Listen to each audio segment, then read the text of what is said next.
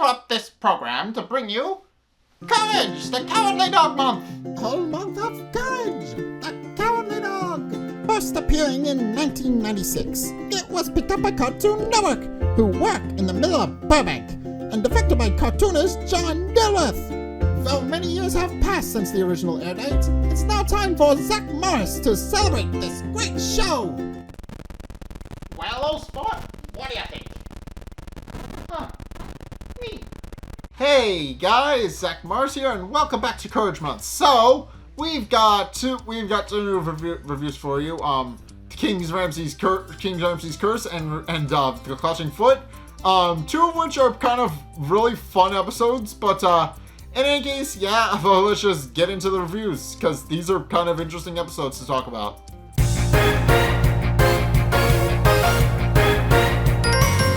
Okay, so this episode, King Ramses' Curse, introduces us to well, not really a villain, but rather a character that's kind of interesting in that he's kind of just a neutral threat for the most part. He's not really the main antagonist of the episode. It's more so Eustace, and I'll get to that in a minute. So, it starts off with two robbers who are both cats. They actually have a stolen artifact in their trunk, and they're actually fleeing from the police because they stole a sacred artifact. But in any case, they eventually realize that they need to ditch the stone slab that they've stolen and actually hide it so that they can come back for it later. And they do that. They actually bury it by a water pump. But then they actually get back into the car. As they get back into the car, they're actually approached by the titular King Ramses, who we don't see up to this point, but he tells them that they need to return the slab or suffer his curse. And then a swarm of locusts eats their car with them in it, and they die. And then we don't see hide nor tail of them again after that. So they're not really important to the episode. They're just there to demonstrate what kind of threat King Ramses is as a character. Courage, meanwhile, hears all of the commotion outside, and it's revealed that the water pump they actually buried the slab near is actually the one on the Bagge property. So Courage once it's morning, he actually goes out to go retrieve the slab, and digs it up. And it is a stone, and it's just a stone slab with a picture of King Ramses on it, a picture of water, a picture of a gramophone, right? Something, but a record player. That's what I'm thinking of. And a picture of a locust. And Courage decides to bring it inside and shows Eustace and Muriel what he's got. And Muriel sees the tablet once Courage brings it in and concludes that it is indeed quite old. And she then hands it to Eustace to figure out if he knows what it is and what it might be. And Eustace, after looking it over, concluding that it's old and seeing the markings, he eventually decides that it is indeed a piece of garbage and throws it out the window, believing that and then complains about Courage for bringing garbage into the house. Up until he turns on Nowhere News, and the newsman reveals that it's actually quite valuable and is priced at $1 million. And also points out that it was stolen. So, and Eustace, realizing that that now it's indeed valuable to him, he actually brings it back inside and actually just starts cuddling with it, which is, as a recurring element in this episode, he just cuddles with the slab, and thinks about all of the very nice things he'll actually be able to buy with it.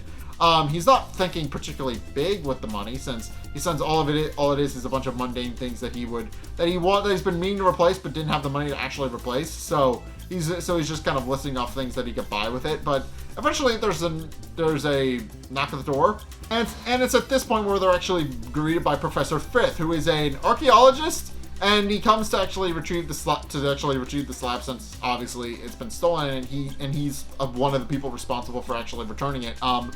At which point Eustace asks him to make an offer for it, which Professor Frith just responds with by offering a free tote bag that if he donates it, that he'll actually give them a tote bag. But Eustace turns down the offer, since obviously he wants the money more than he wants an actual tote bag. But at which point Muriel then proceeds to re-persuade Eustace to reconsider. pointing out that the taupe that obviously they need to return the slab because it's valuable. Eustace only really cares about for its value, but it's also stolen, and Muriel is trying to appeal to his good nature to get him to return it. At which point, one of the pictures on the slab actually disappears, the picture of King Ramses, and Courage tries to explain that to everybody, but they kind of ignore it. But then later that night, they actually see King Ramses himself standing outside the house, and King Ramses starts asking him to return the slab or suffer his curse, basically on repeat. At which point, Eustace kind of writes him off, thinking that it's Professor Frith again, and just kind of slams the door in his face, pointing out that he's not going to fall for his trick and let Professor Frith steal the tablet from him, even though it's not Professor Frith. It's at this point where Courage notices that another symbol goes missing on the tablet, this time of the water that's on the tablet, and then the house starts flooding. It starts raining inside the house, and then the house eventually fills up with water. Eventually the three of them all flee to the attic, where the water continues to rise. And Muriel and Courage, who were both trying their best to stay afloat, begin to wonder what happened to Eustace. And in truth, Eustace is sitting at the bottom of the attic, wearing a Berg scuba gear, so he's completely 100% safe. Safe-ish, but eventually, Muriel does ask Courage to actually figure out something that they can do to actually stop the flooding. So Courage actually swims all the way down to the cellar, and where it's revealed that they actually have a drain in case such a thing like this actually happens. And Courage then proceeds to to pull the plug out of the drain, which causes all the water to just flow into the basement and go through the drain, and also several other furniture. But that's beside the point.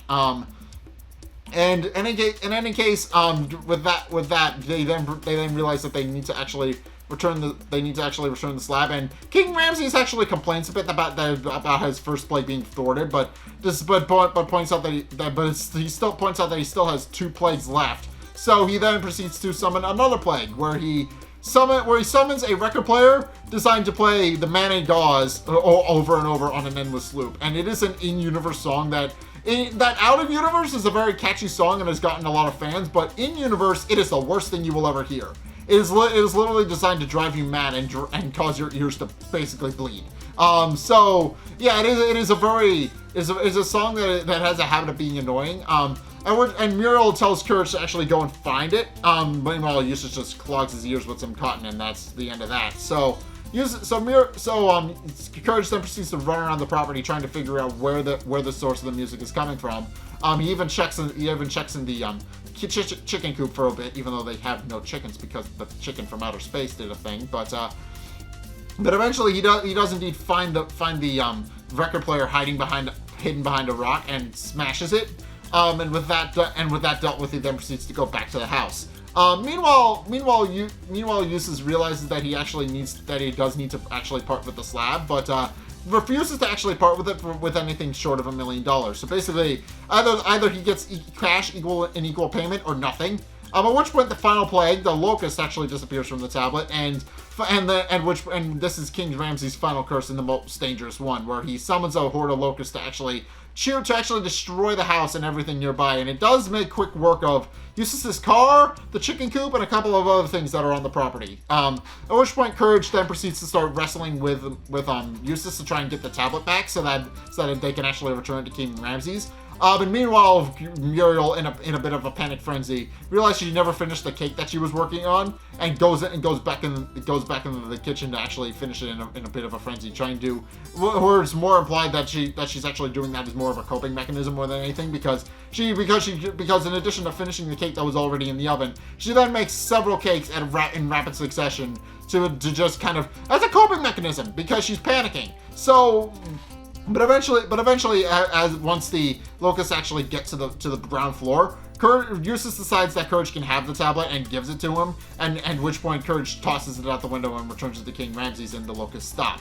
And but that's actually not the end of the episode, because with the locust now placated, Eustace realizes that now King Ramses has no believes that King Ramses now no longer has any ammunition to use against him. So he goes to retrieve the slab and tells King Ramses to his face that he's not very much afraid of him anymore since he's already gone through his rule of threes. He no longer has any more plagues. But as it turns out, Eustace winds up eating those words because King Ramses just summons the locusts back and they eat him. So yeah, and with that, the slab is then returned back to King Ramses' tomb. And everything kind of goes back to normal, except nobody knows where Eustace went. And it's heavily implied that he was actually eaten and returned to the tomb. So yeah, it's heavily implied that he's actually now become one with the tomb, as it were. So because there's now a hieroglyph of him inside the tomb. But in any case, yeah, that's it. That's this episode. So this episode is once again just another episode of Eustace's greed screwing over his family. This time because an angry pharaoh wants their tablet back, and Eustace doesn't want to give it back to him. The long story short, it's just King Ramses is completely in the right. I should mention it's obviously his personal property. It is his personal property. Obviously, Eustace has no right to it. So King Ramses is completely in the right in that he's trying to get his tablet back. And obviously Eustace kind of is keeping the tablet for himself, even though the tablet is explicitly stated to be stolen. So yeah, this is like the first bad guy that isn't really, well, I guess this is the first bad guy who is indeed an antagonist, but this is the first antagonist to be completely in the right. He obviously, what he's doing isn't wrong. It's just rude. He wants his tablet back, and obviously he's going to do anything he can in his power to get it. So yeah, it is kind of interesting in that regard that King Ramses is indeed not a bad guy for that reason. He's obviously the antagonist of the episode, but he's not in the wrong. He's just trying to get his property back. But in any case, that's my review for that episode. Onward to the next one.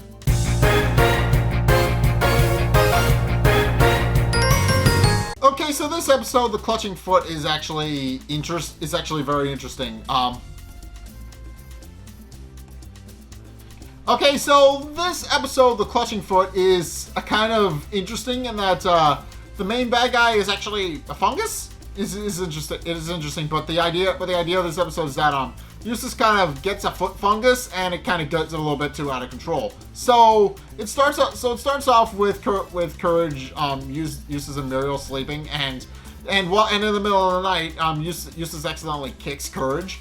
And Courage starts wondering what exactly is happening, and picks up the end of the blanket and discovers that Eustace is actually frantically scratching his foot with his other foot, and Eustace isn't entirely aware of it. He's actually fast asleep. He's kind of scratching it in the middle of it, kind of sleepwalking. He's sleep scratching, but eventually Eustace does wake up and wonders if it was Courage who actually was scratching his foot, but which Courage adamantly denies. But then Muriel wakes up as well and notices that Eustace has a fungus, and pointing out that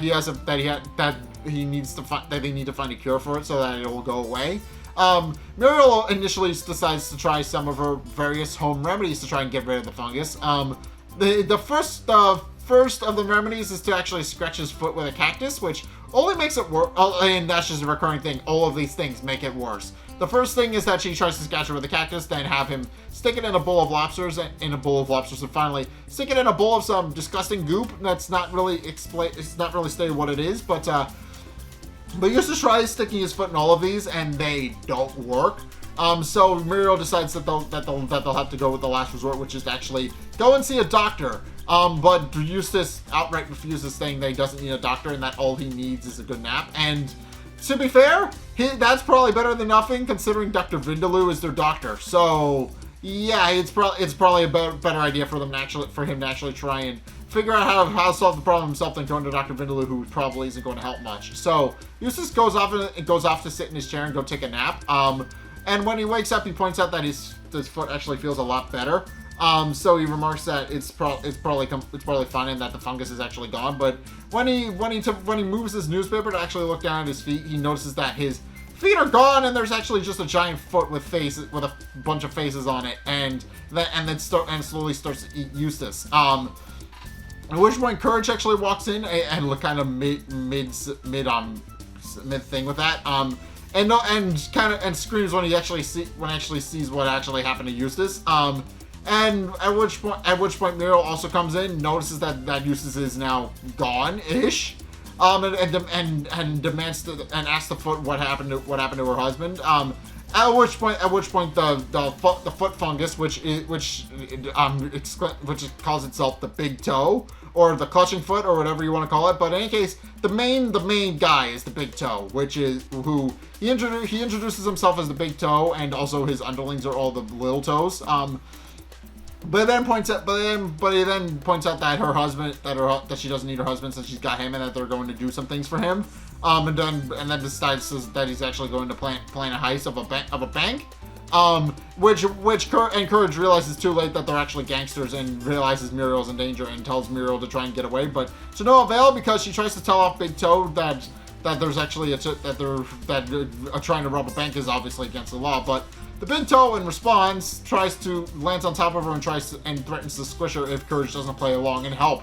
So Courage is forced to drive them to the bank, which is easy since it's closed on Sundays. But Courage remarks that he probably should have learned how to drive stick. And in case in point, he doesn't really know how to drive Eustace's truck, but he does a good enough job anyway. At which point, the Big Toe tells him that he's going to have to get inside the bank and actually rob the money. And tells Courage to just kind of figure it out, or as he puts it, the fat lady gets it.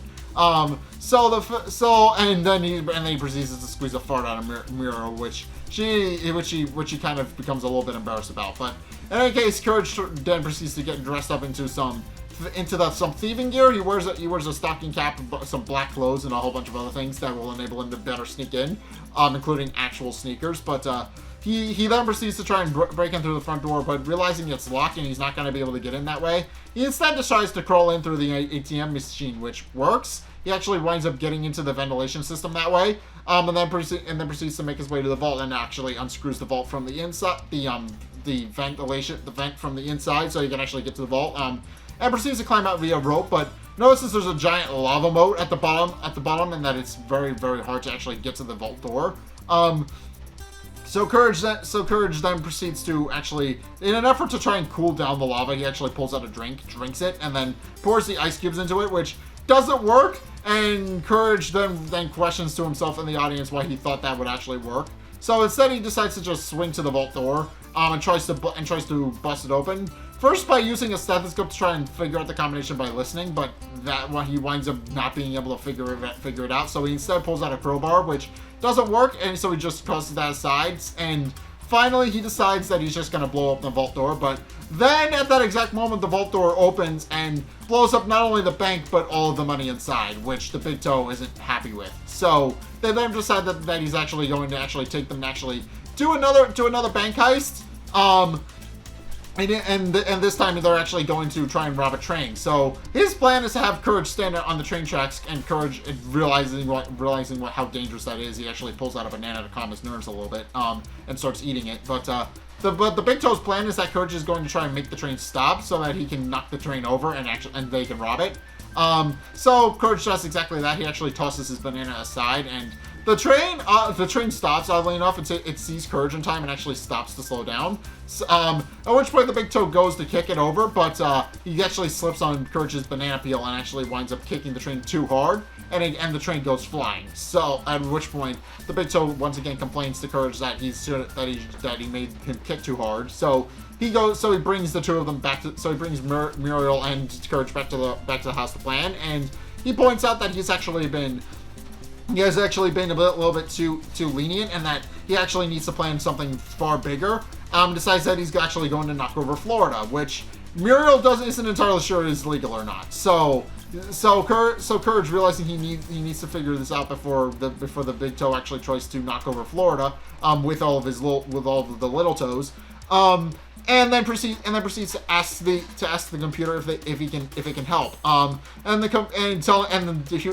Courage just tells the computer about the fungus. With the computer merely asking if he should try regular bathing, but Courage clarifies that it's actually Eustace who has the fungus. So the computer just points out that he can help, but But it also points out that it'll need a sample from Courage if it wants to actually find a cure for it. So Courage goes downstairs and actually takes off a wad of the fungus from the big toe, clutching foot, whatever it's called.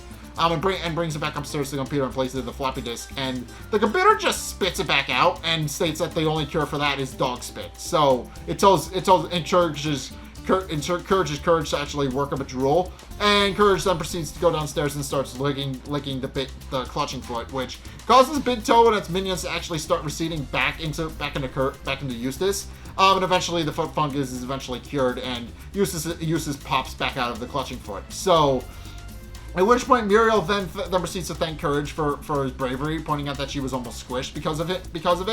And Courage decides that this is gonna leave a bad taste in his mouth forever, and then goes upstairs to actually clean his mouth out. But in the process, he actually hears a voice, and then opens his mouth and sticks his tongue out to discover that the big toe has actually moved from Eustace's foot to his tongue, and Courage just deadpans toward the camera because he's very, very sick of it and realizes that it's all just going to continue going onward again, especially since there's no way for Courage to actually cure the big toe because Big Toe has now moved to the cure. So how is that going to work? But in any case, yeah, this episode is actually kind of interesting in that the big toe is just the result of a fungus. That is all it is. And what's interesting is that the big toe actually talks like an old timey gangster, which is really, really funny.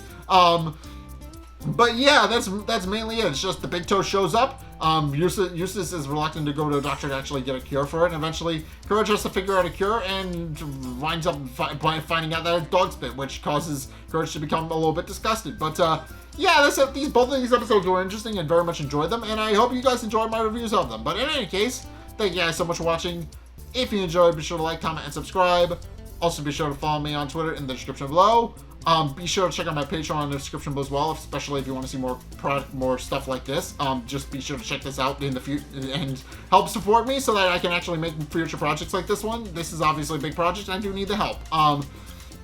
And finally, if you want to see more content from me, then there's actually 2 ways you can do that. One is by checking out my Twitch. I plan on streaming every Sunday at 2:30 Eastern Standard Time. So if you want to try that out, by all means, go check that out. I will actually let you guys know when I stream. And I'm also going to be streaming horror games for the rest of the month. So be sure to just check that out. And finally, if you want to see more content from me other than that, then be sure to check out the videos linked in the end screen. The top video is the most recent video. It may or may not be this one. Whereas the bottom video is the video recommended to you based on what you've already seen from me. So, if you want to try something new or see more of what you like, both of which may or may not be Courage related, then be sure to check both of those videos out. But, regardless of whether or not you do any of those things, thank you guys so much for watching, and until next time, I'll see you guys in the next video. Peace!